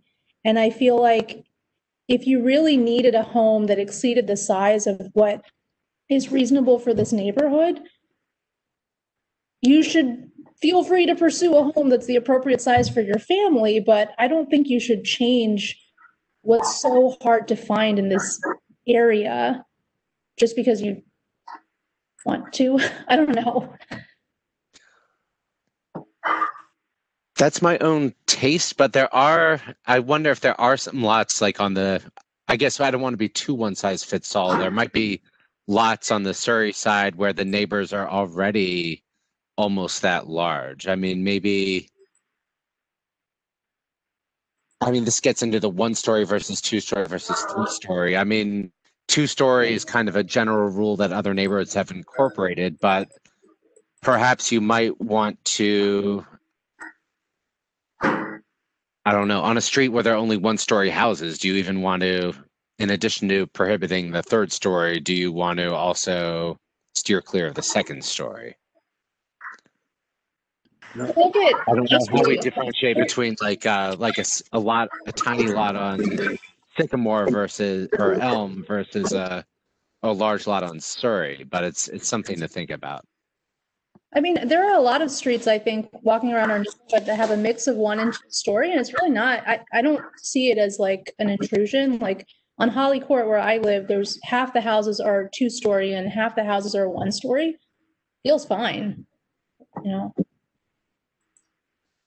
Yeah, I don't I know that guess it's what I'm so trying to get much- at is this feels too big for me, but is it really too big, or is it does it not match its neighbors?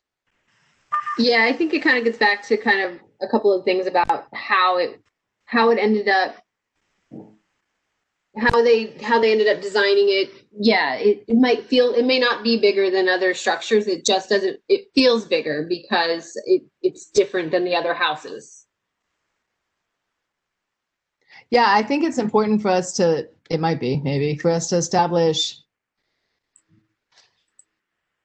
are we talking about conformity at the neighborhood level or at the street level? Because I don't know that the street level, I don't know that we've ever discussed that and saying like, well, you look like all the others on your street, that's important. Well, no, it's just that like you fit into the neighborhood at large. So if there are 2 stories anywhere in Holmes Run, like, and you're on an all street, well, you're in Holmes Run, so go 2 stories.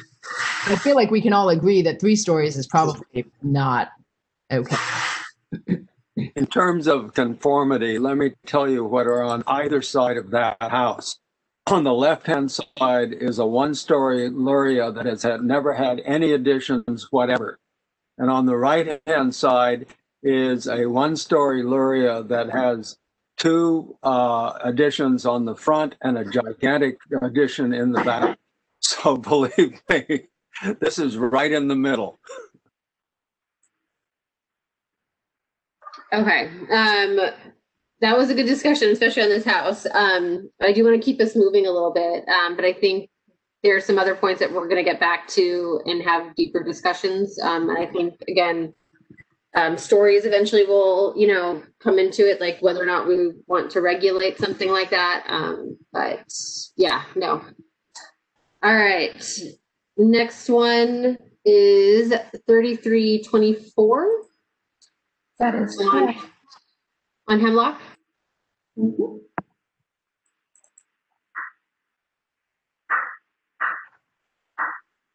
Can you guys see the image? Yes. Yeah, do you have a full frontal? There we go. There we go. And then obviously it was a 2-story. The Luria or a Gaddy? That would be a Gaddy. We're on the 24th. It says it's from the National Register. It says it was a 2-story Luria. Really? It's on Hemlock, so I would think that's Hemlock, correct. it has to be a Luria. Really? Yeah. And then Kira, will you be able to pull up the permits so we can kind of get a better idea of what I think we can see obviously the garage addition and then that other front center addition. But if Absolutely. we can get the overhead.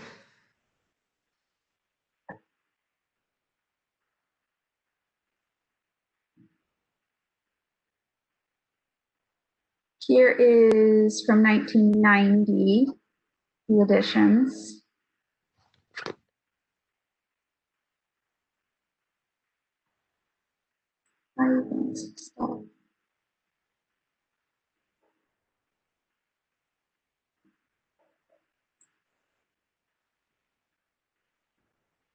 So this is the original structure. And then they added on the addition in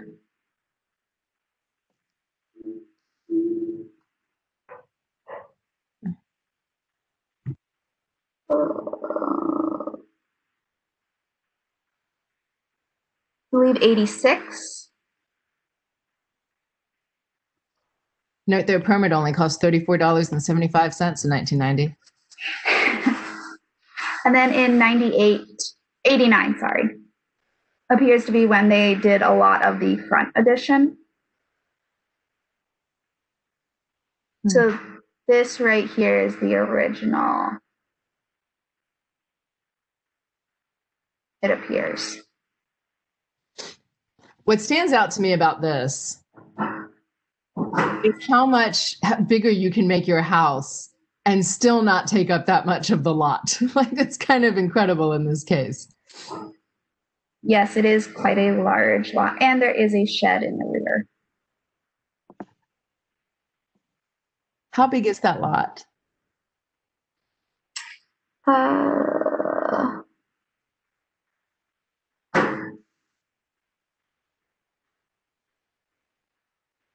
is a great question.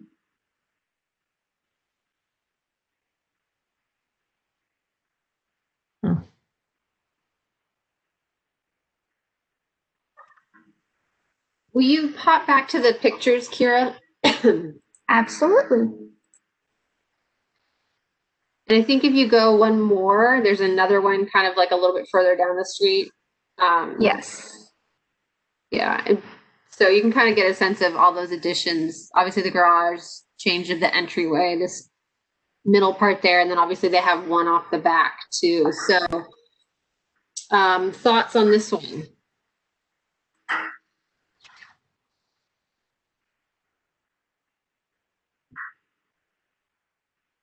The garage is very dominant.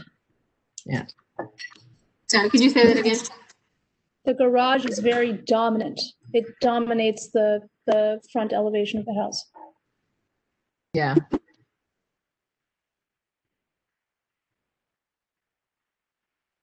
Aside from that, you do have vertical siding on this one, and the brick does come a bit further up. I feel like if that garage weren't there, there'd be no question of its being contributing, even though the center bit juts out like that. Because there's a window in it, there's the materials. This is another case, in my opinion, of an absolutely lovely renovation where I can see the argument going either way. I think despite the garage, which is the main thing that I feel is non-contributing, I would lean towards contributing on this one. Even though it's weird that it's a Luria, and I thought that's a Gaddy. But I just don't think it matters like what it originally looked like. If I have a Luria and I transform it exactly like a Gaddy, well, it still fits in, right? So I just don't think that matters. Well, as Samantha said before, you get that longitudinal rectangle very quickly, even with the garage in front of it. You do. That's true.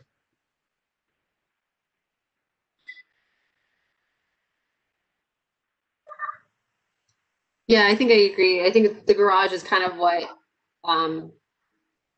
changes the feeling and the character a little bit, and I think that's what kind of gives me pause.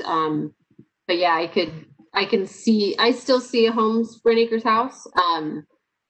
So, any other thoughts on this one? Oh, and Kay said in the chat that lot is 10,000 plus.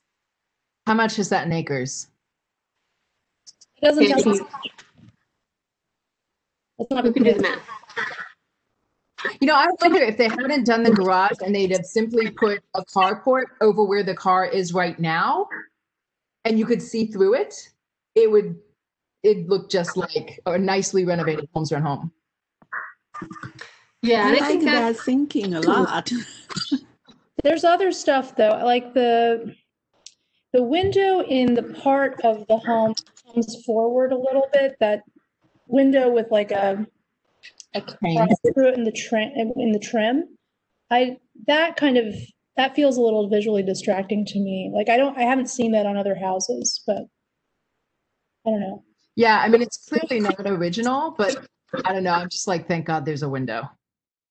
And it's a big window, right? Like that's probably, I imagine that's a staircase or something. I don't know. The only other thing that really gets to me is I feel like the brick doesn't come up far enough in that middle bit, but you can see it all the way up the normal spot on the far right. So like, I feel like we're probably okay here, but that garage should have, received some guidance.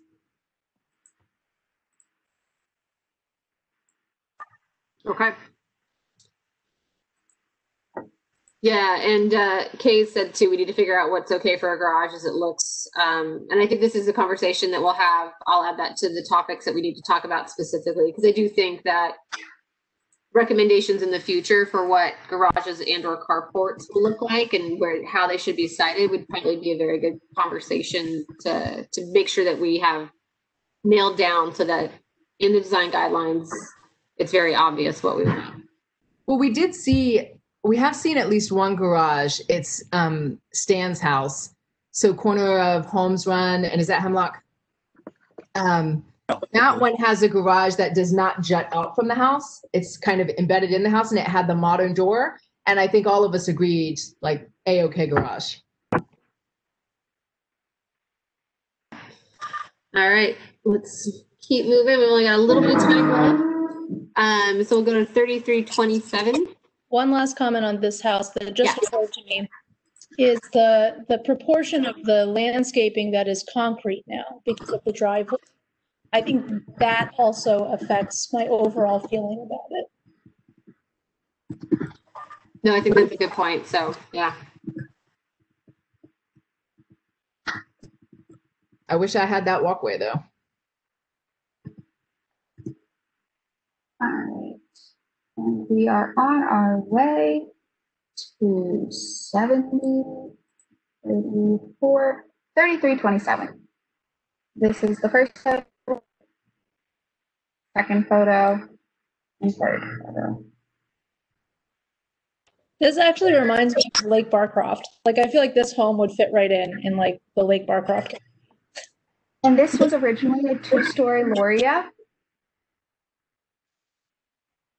And it looks like, and Karen, we'll pull the pyramid, but it looks like you can see it here and then over here, but then it's this front entrance that has been added on.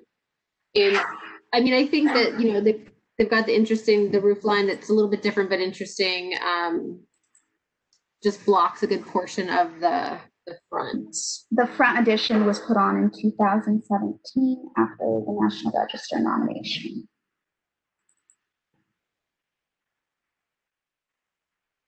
I think it's cool, but I don't see the original house. Like, I like it. I think it fits in. It doesn't offend me. I think it's sympathetic, but I don't see the original Holmes Run Acres house, personally. I can see it. I mean, I see it clearly on the sides. I do feel like it is one of those ones, again, that toes the line between, you know, modern versus, because that addition is clearly modern. I wouldn't even call that mid-century, but they've clearly taken mid-century into consideration with the roof line and whatnot. I would feel like that's totally contributing, and that's another nice example of like where you can be creative and still fit in. I think it fits into the landscape beautifully.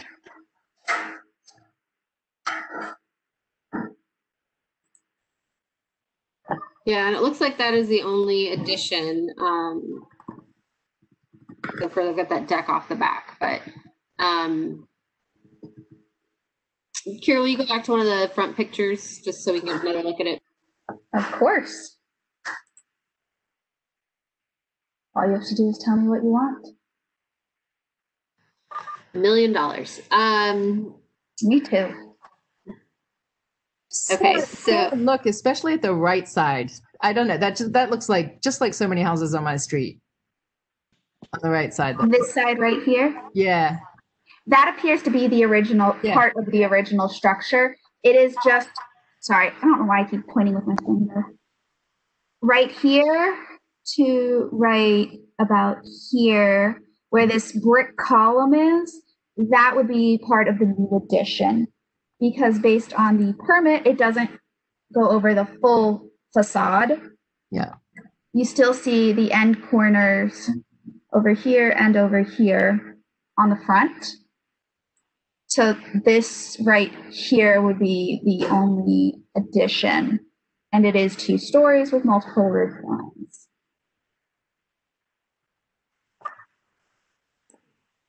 Sounds like for the most part, they're comfortable with this one. Although Sarah thought it was harder to see and some of these too, I will say, and we have experience in Holland Hills, is that sometimes the pictures obviously don't convey it as well as it needs to. So yeah. But again, to me, it doesn't, I don't think personally that it should be a huge priority that we can easily identify that it was a Luria or it was a Gaddy. I think it fits in because its style is sympathetic. Yeah, no, I think so. I think for the most part, everybody agrees that addition is okay, even though it's on the front. It still fits in. You can tell that it's an addition, but you can still tell that this is a house at Holmes Run Acres in the neighborhood. Okay. If everyone's okay, we'll do one more house and then we'll talk about our next meeting. Is everybody okay with that? It might take another 5-10 minutes. That's fine. Okay. All right. Here we are, 3334 Hemlock Drive.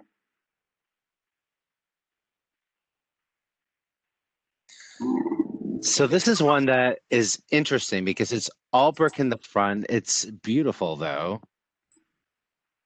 I don't know how people, but it is very different from a lot of other houses in the neighborhood. Yeah, I feel like the difference, I agree with you. It really stands out. I feel like the difference is almost the decorations. It's like you put the sun and the whatever that other thing is on there, and it looks like, I don't know what, Texas or the Southwest or something. The brick, yeah, is that yellow brick? I It's believe painted. It's painted, I believe. Painted brick. Yeah, I feel like that's still contributing, but it is. I still see a one-level Luria there. Yeah. and that's exactly what it was. I think in this whole front part, I think, Kira, correct me if I'm wrong, if you've got the permits, because obviously this chimney is an addition, right? I think the original chimney is back on the left.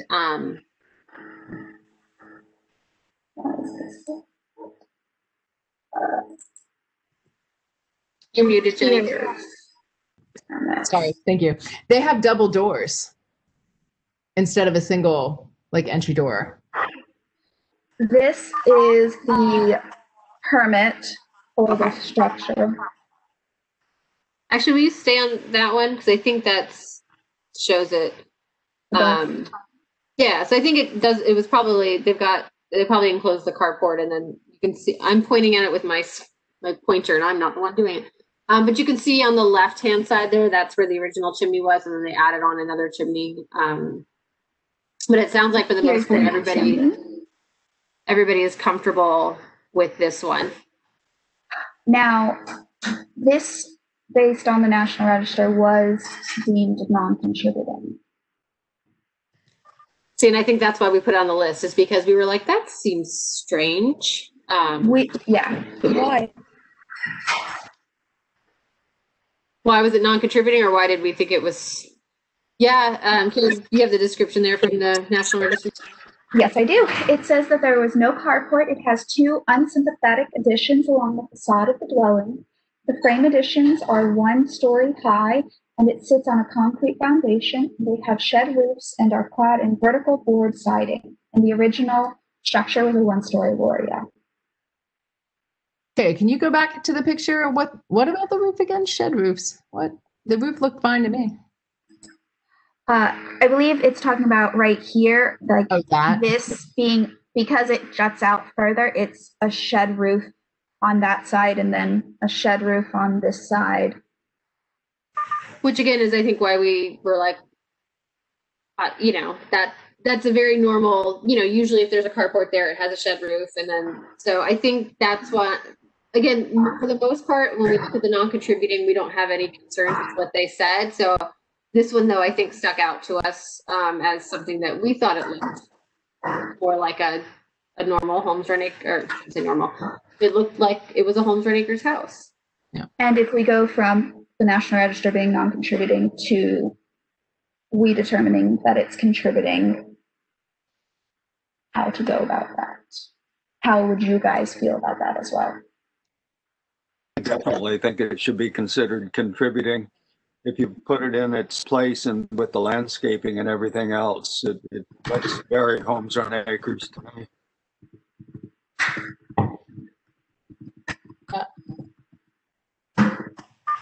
Okay. It sounds like everybody has the same thoughts that we had, so. Okay, we're going to stop there. Thank you guys again for a good discussion and lots of information. Carrie and I are making sure to kind of write down everything that we're talking about because we want to have a good list of things that we've talked about that are important to the community to go in the design guidelines. So we're going to try to create this list, and then as we get further down, then we can get into more of the specific details about, you know, size, not just size, but like, you know, color, where additions maybe go, landscaping, that kind of stuff, and recommendations. So the next question is, does everybody want to meet in December? Does anybody not want to meet in December? Maybe I should do it like that. I think it depends when in December. Like how Christmas are we? Yeah, I obviously, if we aim for kind of the same week that we've been doing, it would be around this, it would be the 16th, or we could probably bump it up to the 9th if you guys wanted, if everybody preferred that over the 16th. Either one is fine with me. Yeah, I could do either of those. Either? Everyone? Okay. All right, let's, because we have our architectural review board on the week of the 9th. So if you guys are okay, let's pencil in the 16th, and I'll send out a reminder here. That would be great, because then I think we'll have a good bit of discussion here, and hopefully be close to, we might need one more in January after that one to kind of finish out the discussion of everything, but then we'll go back and we'll start kind of going through all the data, trying to summarize it and start coming up with like the meat of what would be our staff report, and then bringing that back to you guys to kind of discuss. And then we're also working on getting a contractor who will be the person or the group that writes the design guidelines. And the sooner we get them on board, the better, because then they'll join our work group meetings and they'll hear the conversations. And I mean, obviously, like I said, we're recording them, but I want to make sure that if we can have them involved early on, and that way the design guidelines will be coming from these meetings and from the discussions that we've had. So we're not starting from scratch, and they have to start from zero. So, but yeah, if you guys have any other thoughts, concerns, whatever, feel free to call me or email me at any time. I appreciate all the input. And again, I think we had a really great discussion tonight, and I really appreciate you guys taking the time to do this. And I hope everybody has a happy Thanksgiving, wherever that may be. And enjoy yourselves, and please stay safe. Thanks, Nicole. Bye, guys. Thank you. Bye. Thank you.